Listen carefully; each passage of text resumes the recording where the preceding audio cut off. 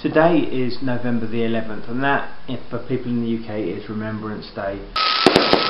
So last week we had the 5th of November, a day which English people are likely to remember. Is a day to commemorate the fact that the Houses of Parliament, with all the politicians and the King, were not blown to pieces by a gunpowder plot. This and Remembrance Day sort of collided for me in well, I guess an act of geography, in that on Saturday night I was in Sarajevo for a fireworks party at the Ambassador's residence there. And I was having to explain to someone who knew we were going what it actually meant to go, and why English people want to let off fireworks on the 5th of November.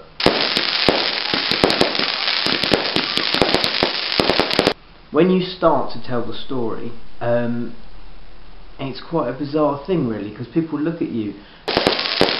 Perhaps people don't imagine that England has a history like it does.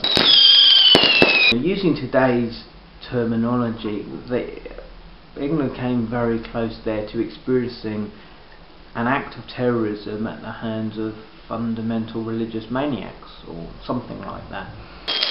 And it didn't happen.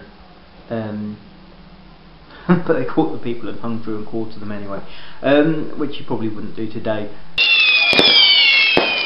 I guess it makes you just think about history, and about how, regardless of what country we come from, I think all of us, maybe not the Swiss, but everybody else, has really bad things in their history where people have taken a belief or value system and really, I guess, abused it to try and promote their way into power, to try and remove other people from power.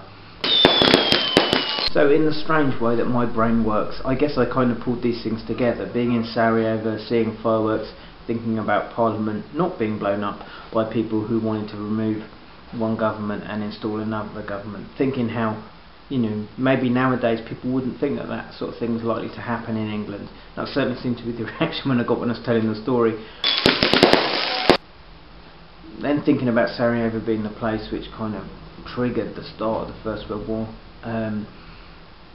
thinking about it as a city that's seen a conflict of its own, and it's a city that sparked the First World War, which is what leads us into November the 11th, Armistice Day, the end of the First World War.